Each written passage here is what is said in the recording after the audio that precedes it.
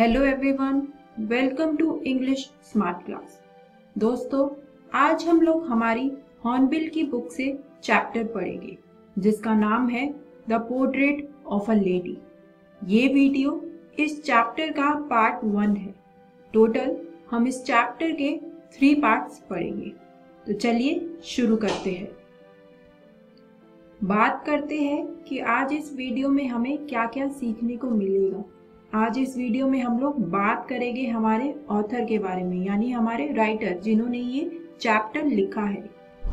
उसके बाद हम लोग ग्रैंडमदर और ग्रैंडफादर के पेन पोर्ट्रेट को डिस्कस करेंगे और फाइनली किस तरह से हमारे ग्रैंड चाइल्ड ने अपनी ग्रैंडमदर को डिस्क्राइब किया है कि अब वो बहुत ज़्यादा ओल्ड दिखने लगी थी, उसके बारे में बात करेंगे।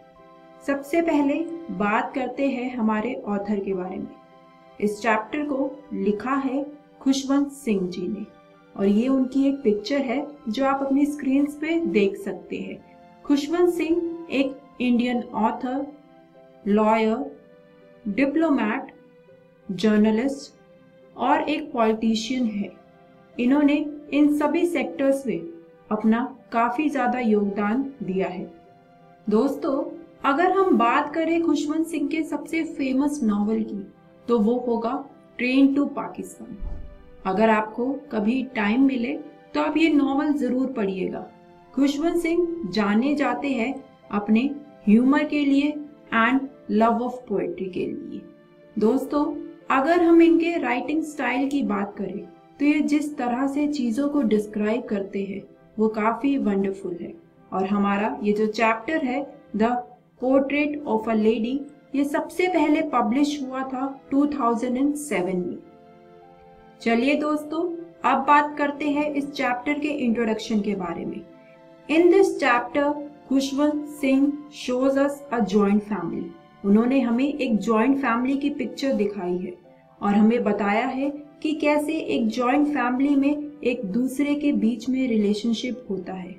इसके बाद ये एक काफी ज्यादा रियलिस्टिक अकाउंट है। वो इसलिए क्योंकि ये जो स्टोरी है the portrait of a lady, ये खुशवंत सिंह की खुद की लाइफ से इंस्पायर है।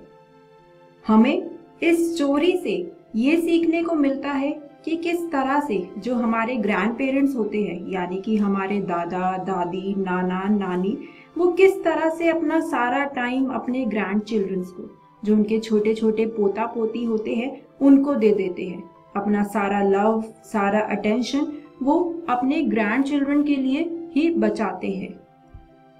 और इसी तरह इस chapter the portrait of a lady में खुशवंत सिंह ने अपनी ग्रैंडमदर के बारे में बात करी है और उनको डिस्क्राइब किया है और हमें अपनी ग्रैंडमदर और अपने बीच में किस तरह का उनका रिलेशनशिप था उसके बारे में बताया है और किस तरह टाइम के साथ साथ उन दोनों के रिलेशनशिप के बीच में जो चेंजेस आए उसके बारे में भी बात की है। तो दोस्तों, मुझे उम्मीद है कि इस इंट्रोडक्शन से आपको एक आइडिया हो गया होगा कि ये जो चैप्टर है the portrait of a lady आखिर ये किस बारे में है। तो चलिए अब अपना चैप्टर शुरू करते हैं। सबसे पहले बात करते हैं पेन पोर्ट्रेट ऑफ ग्रैंडमदर कि आखिर खुशवंत सिंह ने अपनी ग्रैंडमदर को किस तरह से डिस्क्राइब किया है। दोस्तों, अकॉर्डिंग टू खुशवंत सिंह, उनकी ग्रैंडमदर बाकी सबकी ग्रैंडमदर जैसी ही दिखती थी और वो भी एक ओल्ड वुमन थी। जैसे हम सबकी दादा दादी, नाना नानी काफी ओल्ड है, वैसे ही खुशवंत सिंह की ग्रैंडमदर भी काफी ज्यादा ओल्ड वुमन है। लोग आकर खुशवंत सिंह को बोलते हैं कि तुम्हारी ग्रैंडमदर एक टाइम पे काफी यंग थी, काफी प्रिटी थी, पर खुशवंत सिंह को ये चीज बिलीव ही नहीं होती क्योंकि खुशवंत सिंह ने हमेशा अपनी ग्रैंडमदर को ऐसे ही ओल्ड देखा है। उन्होंने कभी भी अपनी ग्रैंडमदर को यंग और प्रिटी नहीं देखा और इसी वजह से वो अपनी ग्रैंडमदर को ऐसे इमेजिन कर ही नहीं पाते। और इस थॉट को, ये जो सोच है कि उनकी ग्रैंडमदर कभी एक टाइम पे यंग थी, प्रिटी थी, वो इसको ऑलमोस्ट रिवोल्टिंग यानी कि ना बिलीव करने जैसा एक सोच मानते हैं।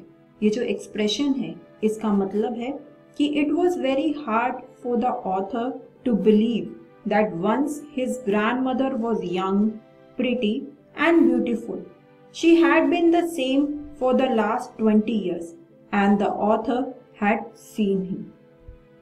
She had been the same for the last 20 years. The author had seen her. यानी कि पिछले 20 सालों से उनकी ग्रैंडमदर ऐसे ही दिखती है और ग्रैंडमदर हमेशा उन्हें बताती है अपने ग्रैंड चाइल्ड को कि वो किस तरह अपने बचपन में भी गेम्स खेला करती थी एज अ चाइल्ड, पर इस पर भी वो बिलीव नहीं कर पाते। चलिए दोस्तों, pen portrait of a grandmother के बाद बात करते हैं पेन पोर्ट्रेट ऑफ ग्रैंडफादर की, कि किस तरह से खुशवंत सिंह ने अपने ग्रैंडफादर को यहाँ पर डिफाइन किया है, एक्सप्लेन किया है। उनके जो ग्रैंडफादर की पिक्चर थी वो ड्राइंग रूम में लगी हुई थी और उनके जो ग्रैंडफादर थे वो एक टर्बन और काफी लूज फिटिंग क्लोथ्स पहनते थे। इसके बाद उन्होंने बताया है कि किस तरह से उनके ग्रैंडफादर की एक काफी लंबी, काफी लॉन्ग वाइट बियर्ड थी जिसने उनकी पूरी चेस्ट को कवर अप कर रखा था। खुशवंत सिंह को उनके ग्रैंडफादर उस पिक्चर में ऐसे लगते थे जैसे कि वो 100 इयर्स ओल्ड हो, उन्हें वो इतने बूढ़े लगते थे उस पिक्चर में। इसके बाद खुशवंत सिंह ने बताया कि कैसे उन्हें लगता था वो पिक्चर देखकर अपने ग्रैंडफादर की कि उनके तो बहुत सारे ग्रैंड चिल्ड्रन होंगे, क्योंकि वो इस पिक्चर में इतने ज्यादा ओल्ड दिखते थे। Now friends, after describing his grandmother and grandfather, Khushwant Singh talk about how terribly old his grandmother's look. यहाँ पर खुशवंत सिंह अब हमें अपनी ग्रैंडमदर के फिजिकल स्ट्रक्चर के बारे में बता रहे हैं और वो बताते हैं कि जो उनकी ग्रैंडमदर थी वो शॉर्ट थी, फैट थी और थोड़ा झुककर चलती थी। इसके बाद उन्होंने हमें बताया कि किस तरह से उनकी ग्रैंडमदर का जो फेस था वो पूरा रिंकल से भरा हुआ था। जैसे जो बूढ़े लोग होते हैं उनके फेस पे बहुत सारी लाइंस आ जाती है, ऐसे ही उनकी ग्रैंडमदर का फेस भी हो रखा था और उनकी ग्रैंडमदर लास्ट 20 इयर्स से ऐसे ही दिख रही थी। दोस्तों, अगर आपके घर में भी दादा दादी, नाना नानी होंगे तो आपने भी देखा होगा कि वो कैसे हर टाइम प्रेयर करते रहते हैं। ऐसे ही खुशवंत सिंह की ग्रैंडमदर भी हर टाइम प्रेयर करती रहती थी और उनके जो लिप्स थे वो कॉन्टिन्यूसली मूव करते रहते थे क्योंकि वो प्रेयर्स बोलती रहती थी अपने मुंह में। इसके बाद खुशवंत सिंह कहते हैं कि that his grandmother is an expanse of pure white serenity।